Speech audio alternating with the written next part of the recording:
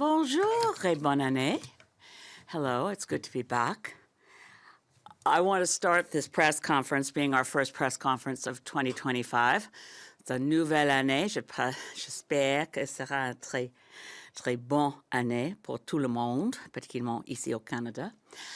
I want to start by just taking a moment, because it's my first public opportunity to do so, to say that we join the world in mourning the loss of a great human being, the late Jimmy Carter, someone who demonstrated through his life's work and his actions a consistent commitment to service, to compassion, to caring for his fellow human beings. I don't think any of us will get over the moment that we first saw that a retired former president and a former first lady had taken up 2x4s and hammers and were building homes for the homeless. Jimmy Carter continues to be an inspiration, and we will watch his state funeral, recognizing that while the world has lost a great human being, heaven has gained someone who deserves their heavenly rest. I am here today to talk about a different president, President-elect Trump, and as leader of the Green Party of Canada, and as someone who is honored to be Canadian, honored to serve with the leadership of my fellow, and I do regard us as friends and fellows, opposition party leaders, with a prime minister who leads his party. We have one thing in common, and it's deep. We're Canadians.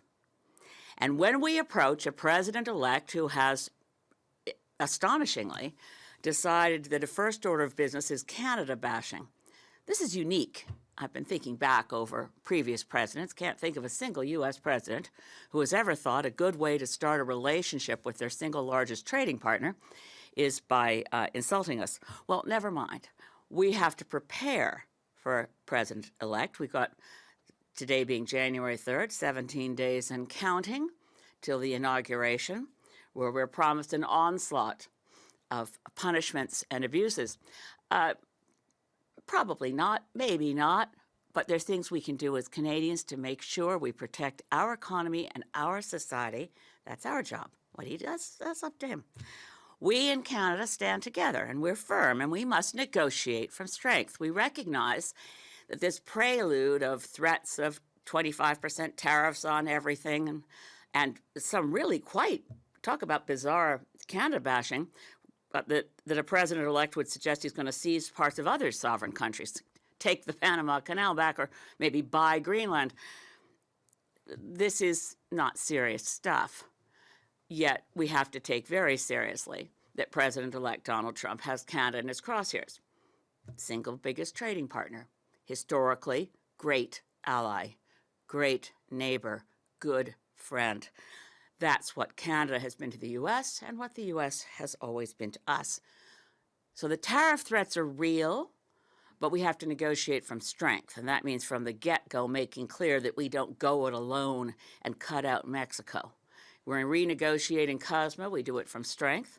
We do it from the evidence that is clear, that as much as, by the way, back in the 1988 election, I was with John Turner on, don't go for this free trade deal with the U.S., will be subsumed. I think Canadians now, as a country, we've shifted to recognizing that it turned out that creating an economic trading unit in North America with Canada, Mexico, and the United States has been, for the most part, to our mutual advantage. If anything, Mexico got the worst of it, which is another reason we can't cut them loose now. Claudia Sheinbaum and the government of Mexico deserve our full support, and we work together because that makes us stronger.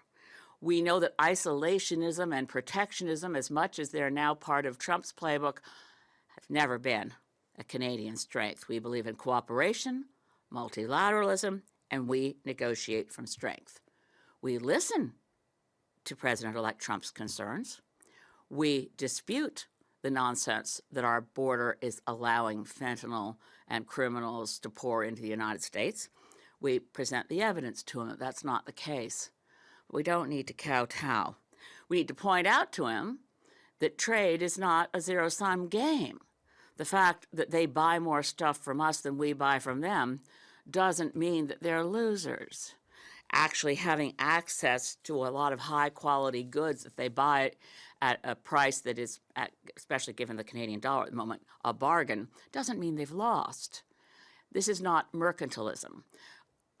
The trade rules that have been developed for multilateral trade through liberalization and many trading blocs around the world, whether we're looking at the Canada-European trade agreements, Canada to Asia, and certainly CUSMA, we know that these relationships matter.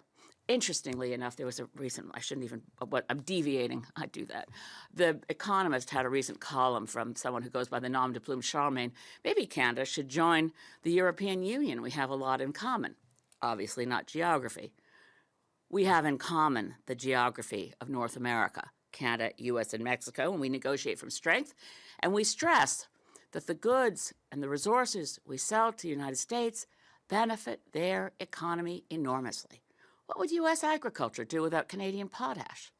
What would the U.S. economy, I know that some of our premiers are freelancing, and okay, Doug Ford, go for it. But listen, we're not going to cut the U.S. off of energy supplies. We're trading partners. We're not combatants. And that symbiotic relationship of our trade throughout North America needs to be stressed. But as much as Donald Trump has decided to throw out this, I've mentioned Panama Canal, Greenland, and this nonsense, and I think it's time that some Canadian leadership stood up and said, sorry, Donald Trump, as kind as your offer might be, that we should be the 51st state, there's a hard no on that. Clifford Lincoln, former Quebec Environment Minister, had an excellent letter to Donald Trump in yesterday's Montreal Gazette. No, thank you, Mr. Trump. We will not really seek to be, and I quote, ever happy little clams in a magnificent MAGA ocean. Newsflash, Donald Trump, we are not aspiring to be a 51st state. We are already a sovereign country. We are a nation. And anytime anyone looks around the world for the top 10 places to live, Canada's in the top half of the top 10, always. The United States? Never. Even the U.S. News and World Report, which puts together such a list, looks at things like affordability, access to health care, safe streets. Where do you want to live? Canada. Our Olympic athletes, when climbing the podium, don't stand up there and sing, oh, to be somewhere down the list after Puerto Rico. No. We sing the true north, strong and free. We stand on guard, O Canada. We stand on guard for thee. So no matter how many Trump photos of him in business suits striding a Swiss mountain he posts with a Canadian flag, we're not intimidated. So I read a lot, and I say, okay, people who know Trump in business deals say this is his tactic before negotiation. Humiliation, business approach. Okay, so I take offense. We do not strive to be the 51st state. We're a G7 country. We are part of the world as an independent, sovereign nation. Comme Canada, nous sommes déjà une nation, nation fière. Nous sommes une nation avec les relations dans les Nations Unies, un membre des Nations Unies, membre de l'Organisation mondiale de commerce, membre des groupes multilatéraux. We're part of the Commonwealth. Nous sommes membres de la francophonie. Nous avons un rôle important dans le monde, avec les relations avec les autres pays et comme une nation avec un bilan coopératif, un bilan d'efforts multilatéral, nous avons le respect des autres nations du monde. So no, sorry. And I really also take offense, sorry, Mr. Trump, took offense to your idea that Pierre Poilievre wasn't good enough to lead the Conservatives. Wayne Gretzky, I mean, he's great. He is the great one. He skates to where the puck is going. It's not going to MAGA. The puck is on a Canadian ice rink. And by the way, Mr. Trump, please, before making public pronouncements that Wayne Gretzky should run for prime minister, give yourself or get yourself a briefing on the nature of parliamentary democracy, a Westminster parliamentary system, and a constitutional monarchy where no one runs for prime minister. We have elections for members of parliament. We don't get to pick and choose among our billionaire friends for who gets a seat at the cabinet table. If they're not an elected member of parliament, well, Canadian system is different from that of the United States of America. I suggest that Mr. Trump find one of his grandchildren's school books and look at the year 1776, which may explain a few things to him about why our systems of government are different. I don't want to belittle Mr. Trump, but on the other hand, hey, Donald, have we got a deal for you? You think we want to be the 51st state? Nah, but maybe California would like to be the 11th province. How about it?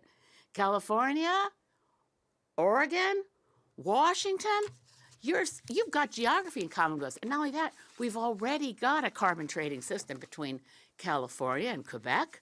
We've got some strong alliances on our west coast from British Columbia. There's been a lot of academic papers on the idea of Cascadia. So California, Governor Newsom, and Washington State, Jay Inslee, and newly elected Governor of Oregon, Tina Kotek. How about it? Want to put a referendum to your citizens? Because this is what you deal. Have we got a deal for you? This is what you get. Free health care. Universal free health care. No more one-year-olds who suddenly fall off the Medicaid list and their parents are in the news because they're trying to do a GoFundMe so they can get their daughter to a doctor. Universal free health care. And guess what? Those gun laws that your Congress is too afraid to pass because of the national gun lobby, we already got our strict gun laws. That's why we have the safest streets around the world, or at least in the United States, by the way, the most recent stats, 5.9 out of every 100,000 people is killed in a fatal gun incident versus 0.88 per 100,000 in Canada. That's because we have strict gun laws.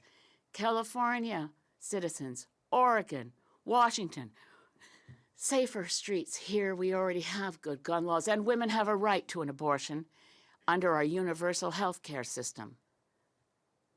But, we don't have to stop there. Donald, think about it. You could get rid of all these states that always vote Democrat.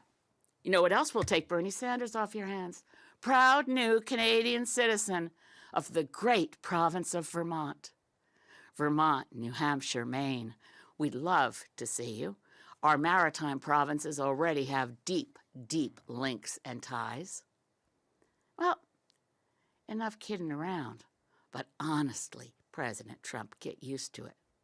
Canada is a sovereign nation full of, guess what, proud Canadians. We're not jingoistic. We don't boast a lot. That's one of the things we kind of have in common with Jimmy Carter. We're not a big nation for braggarts and bullies. We actually like to think we're of service in the world. We could do better. We can always do better. But we love our country. And it's a country. It's a nation. And we do not aspire to be a 51st state. So let's not hear that anymore. If it was a joke, it was never funny, and it ends now. Thanks. Quelques questions? Yeah. So you're saying there that Canada needs a strong leader to kind of push back on the next president's musings. With the position the Prime Minister is in right now, do you think he's capable of being that leader? Sure, because we're a country. We're not, as I said before, we're not a republic with a president. Our head of state is not our Prime Minister. Our head of state, actually, and a lot of Canadians will find it a continual anachronism that our head of state is King Charles III. We are not a country that relies on a prime minister solely for leadership. We can pull together. We have 10 provinces, 3 territories, 5 different parties in Parliament. And of course, in the Bloc québécois, pour tout le monde, peut-être c'est une question un peu étrange d'avoir un parti en opposition, peut-être le prochain parti d'opposition officielle, qui était un parti des séparatistes, mais quand même, nous sommes un pays avec les mêmes buts de cette question de commerce avec les États-Unis. So Quebec, too. We are in this together to have a unified front to make sure that going into negotiations, the United States understands that we're not wannabe 51st staters here, wherever you look. So obviously, to your question, obviously, Justin Trudeau's position is tenuous. That doesn't mean Canada's position is tenuous. that obviously we saw over the holidays the growing calls for the Prime Minister to resign. You've served alongside him for quite some time. I'm wondering what your advice would be to him right now. Do you think he should resign? Look, it is a question, and as leader of the Green Party of Canada, I'm not leaving. I'm not going anywhere. I'm going to the next election to win as many seats for Greens as possible. I think the Prime Minister obviously has to consider his role as leader of the Liberal Party, but I do think that's an internal question for Liberals, and that's why I'm hesitant to weigh in on it. I'm not in his shoes, and I think that the resignation of Chrystia Freeland and the circumstances under which she was dismissed from his cabinet right before the fall economic statement calls into question Justin Trudeau's judgment. And that's an interpersonal matter as well as a question of judging how you treat your fellow cabinet members, human beings, caucus members, etc. But it's up to the Prime Minister as leader of the Liberal Party, and it's up to the Liberal Party to decide. I do think it's important to note that the Reform Act, which I supported, which was originally a private member's bill from Michael Chong back in the days of Harper, and the goal there was to reduce the power of the Prime Minister. And we've seen the power of Prime Ministers grow and grow and grow. I think that that's a key question for Canadians, regardless of who's in that office. But the Liberal Party, as a caucus, rejected the chance they should have seized after the election to say, because it's a caucus decision, right? After every election, under the Reform Act, which amended the Parliament of Canada Act, every caucus has an opportunity to say, we'd like our caucus to be able to do what in every other Commonwealth country is taken for granted, that the caucus of elected members of Parliament can remove a leader who no longer is their choice. That's how Margaret Thatcher was replaced with John Major. That's how in Australia, Rudd came back into power after Julia Gillard had lost her support within the caucus. For some reason, we allowed ourselves to be Americanized to the extent that political parties choose their leaders and the caucus has a reduced role. I certainly think Liberals should think about at the end of the next election, you ought to support the Reform Act, you ought to adopt it. And it is an irony that only the Conservative Party chose to be the most respectful for grassroots democracy. It goes without saying that within the Green Party, that's the way our system works because we're a grassroots party and the leader doesn't have powers over MPs, and that's why we don't have whipped votes. We're a very different party. But for the others, you really ought to look at adopting the Reform Act so you don't find yourself ever again in a situation where demonstrably the caucus is not any longer supporting its leader, and they don't know what to do.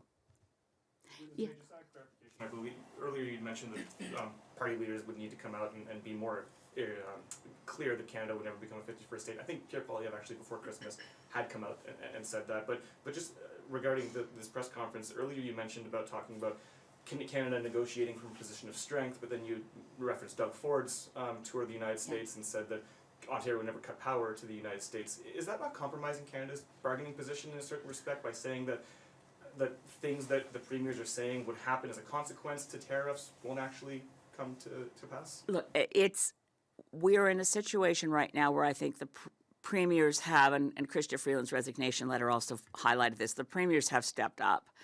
I question how helpful it is for Daniel Smith to be curring favor at Mar-a-Lago.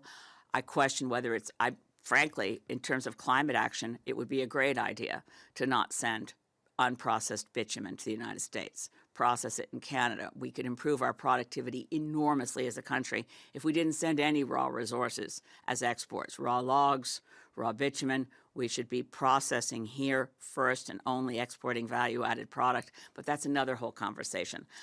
Doug Ford is famously Doug Ford, and if he's going to freelance a bit, he gets the U.S.'s attention, and most Canadians, I think, like it, but it's not a real negotiating position.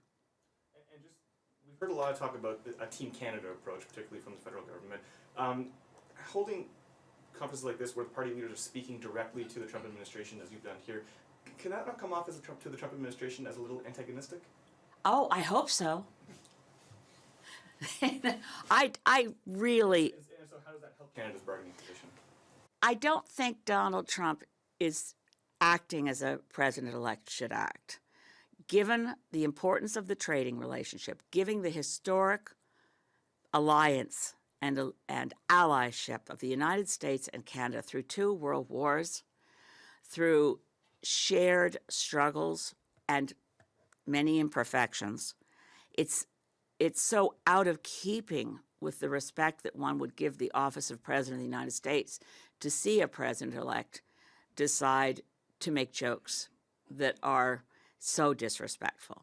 So I think that to the extent that Donald Trump notices anything the leader of the Green Party of Canada says, I'd be astonished, but I'd also be pleased, because I think a lot of Canadians want to hear someone say clearly and out loud, as I referenced former Minister of Environment from Quebec, whom I'm honored to say is an old friend, Clifford Lincoln.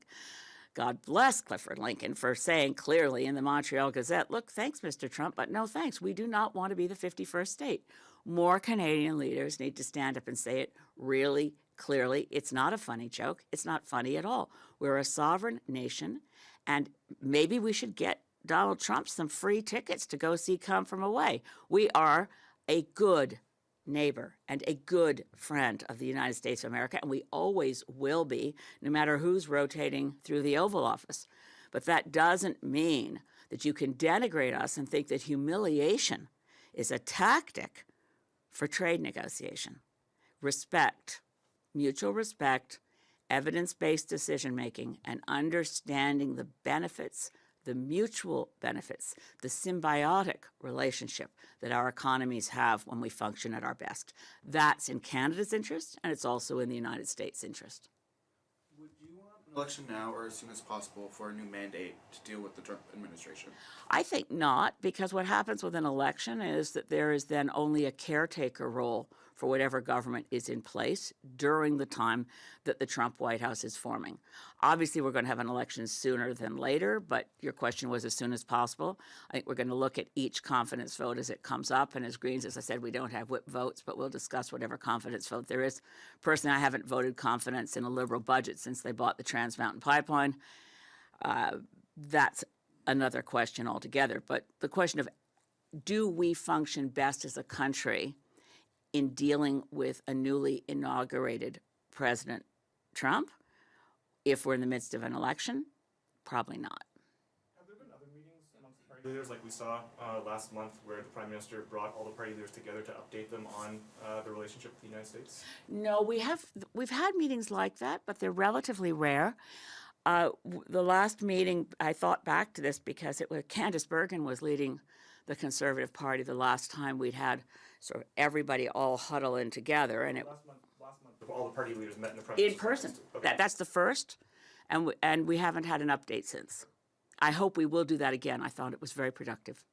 Have you had conversations with the Prime Minister at all on U.S. relations since that meeting, even one-on-one? Trying to think back. Nothing you could call a full conversation. No.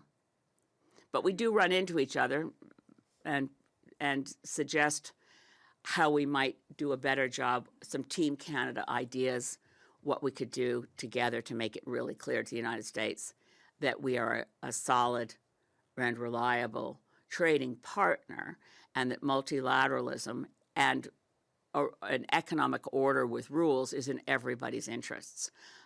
Trump is an outlier in returning to positions that are essentially a mercantile view of the world of isolationism and protectionism.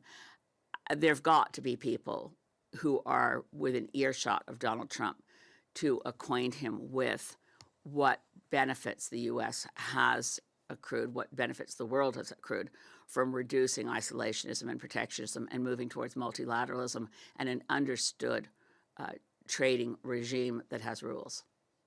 Have you had any assurance from this government that they are looking to closely work with Mexico in the face of a new Trump administration, or you think they're pivoting away from Mexico? Everything I've heard from them suggests that they're not pivoting away from Mexico, but I wanted to make it very clear, and I did in that meeting with the other leaders, that we have to support Mexico's role, because it also, heck, Saskatchewan has a trade office in Mexico. There's an awful lot of Canadian goods and resources and farmers and workers in Canada who also benefit from our trading relationship with Mexico. I mentioned Mexico probably got the worst of it out of NAFTA because the hit on their agrarian economy, the loss of so many Mexican farmers who lost their farms, who were growing corn and corn dumping from the U.S. and all of that, and the creation of maquiladoras hurt Mexican labor standard, hurt the Mexican environment. At this point, especially with an incoming new Mexican president, Claudia Sheinbaum, who needs a lot of support, Mexico's society is in the throes of too much influence from organized crime and violence. Claudia Sheinbaum, if people don't know, is a climate scientist and former mayor of Mexico City, brought in really important climate policies. She's a strong ally on other issues too, and we need to make sure that we're not cutting Mexico loose or throwing Mexico under Trump's bus. If Trump comes into office and he drops the tariffs that we've been hearing for a while, what should Canada do next in reaction? Well, I think what the playbook from the first Trump administration is a good one to go to. We worked hard on U.S. allies where we knew we had them, governors from states that would be hurt and were hurt by increased tariffs on Canadian goods. We worked hard to make the case, and we brought in some countervailing tariffs of our own that were targeted and sent the message clearly. We worked through it, and then we ended up with a renegotiated CUSMA that landed Canada, I think, even in a better position than the first NAFTA. So, and again, Chrystia Freeland's experience there, heck, if you were a Canadian politician, which frankly I am, nothing recommends you more strongly, I think, to the Canadian public than President-elect Donald Trump saying you're toxic. Chrystia Freeland must have done a heck of a job as a negotiator for Trump to remember her so clearly. I do think that that's, again, probably a game plan. What we talked about in that room was who knows whom. Obviously, all of us have contacts within our different parties through different relationships with different people who are in U.S. politics. Canadian politicians tend to know U.S. politicians. It's North America is bigger than Canada alone, but we do tend to know people who know people, and it's important that we present a solid front. Thank you. This concludes the press conference. Merci. C'est ce qui conclut la Merci tout le conférence. monde.